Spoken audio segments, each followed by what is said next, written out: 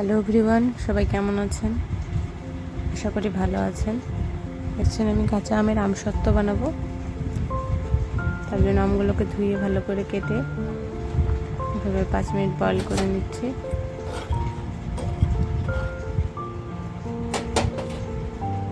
আমারও আজকে এটা প্রথম বানানো, আপনারাও আমার সাথে শিখে নিন, এক্সপেরিমেন্ট করে নিন। এরপরে এগুলোকে ছাঁকনিতে এভাবে ঘষে নেব। চামচ দিয়ে ট্রাই করছিলাম, সমস্যা হচ্ছিল, তাই হাত দিয়েই করে নিলাম। পাপটা বের করে নিয়েছি। এবার শুকনো খোলায় শুকনো লঙ্কা আর গোলমরিচ হালকা ভেজে নিয়েছি। এরপর পরিমাণ মতো চিনি ও লবণ অ্যাড করব।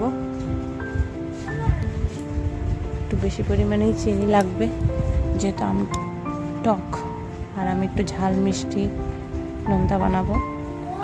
লঙ্কা আর গোলমরিচ হালকা গুঁড়ো করে নিয়েছি। এবারে তার একটু যে বললাম চিনি অ্যাড করব, চিনি অ্যাড করলাম।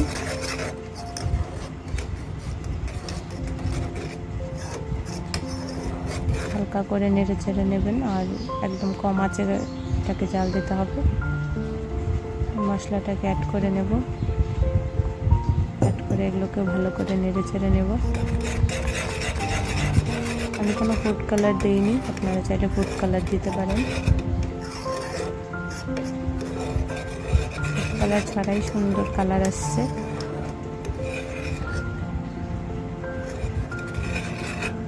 যখন দেখবেন আঠালো আঠালো হয়ে যাচ্ছে, একটা বাটিতে নিয়ে ট্রাই করে দেখবেন। আঠালো হয়ে এসছে, কিন্তু বেশি ছড়াচ্ছে না, খুব বেশি পাতলাও না, খুব বেশি ঘনও না। আর অবশ্যই দেওয়ার আগে যে পাত্রে দেবেন তাতে তেল ছড়িয়ে নেবেন। তেল ছড়িয়ে যেভাবে হালকাভাবে ছড়িয়ে নিচ্ছি। আমার যেহেতু প্রথম চেষ্টা, প্রথম আমসত্ত্ব তো বানানোর, তো তাই আমি একদম সামান্য পরিমাণে নিয়েছি। একদিন কড়া রোদে শুকোলেই তৈরি আপনাদের আমসত্ত্ব। এগুলোকে আপনার স্টোর করে খেতে পারেন। এক রোদে শুকোনোর পর এই যে আমি এভাবে তুলে নিচ্ছি, খুব সহজেই উঠেও যাচ্ছে। প্রথমে এরকম চারদিকটা এইভাবে একটু আলগা করে নেবেন। তারপর রোল করে আমি নিয়েছি, রোল করে টুকরো টুকরো করে কেটে নিয়ে মাঝে মধ্যে এটাকে শুকোতে দিয়ে এভাবে রেখে রেখে খেতে পারেন।